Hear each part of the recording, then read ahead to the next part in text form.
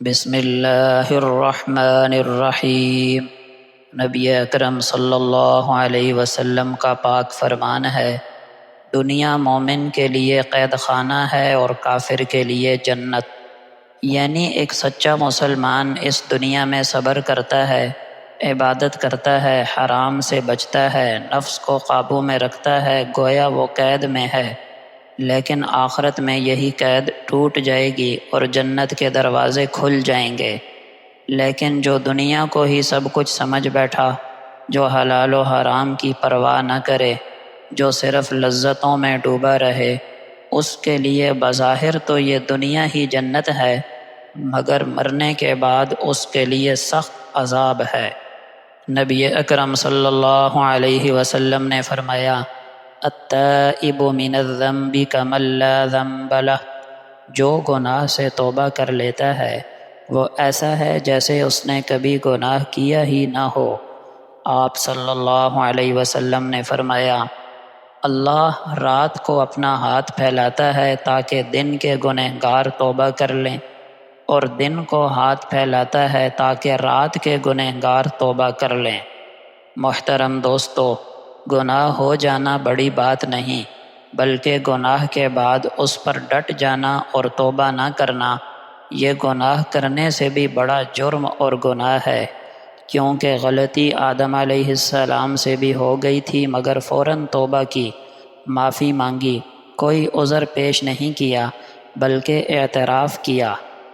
اور جب شیطان نے گناہ کیا تو بجائے معافی مانگنے کے الٹا اپنے گناہ کے جواز پر دلائل دینے لگا اور ڈٹ گیا اور توبہ نہ کی تو مردود ہو گیا۔ جو بندہ غلطی کے بعد توبہ کر لے، دراصل وہ اقرار کرتا ہے کہ میں ابن آدم ہوں، اور جو گناہ کر کے ڈٹ جائے وہ دراصل ابن شیطان ہونے کا درپردہ اقرار کر رہا ہے۔ ایک آدمی نبی اکرم صلی اللہ علیہ وسلم کی خدمت میں حاضر ہوا تو اس نے عرض کیا، اے اللہ کے رسول، میں نے ایک بہت بڑے گناہ کا ارتکاب کیا ہے، تو کیا میرے لیے توبہ کی گنجائش ہے؟ آپ صلی اللہ علیہ وسلم نے فرمایا، کیا تمہاری والدہ ہیں؟ اس نے عرض کیا، نہیں۔ آپ نے فرمایا، کیا تمہاری خالہ ہے؟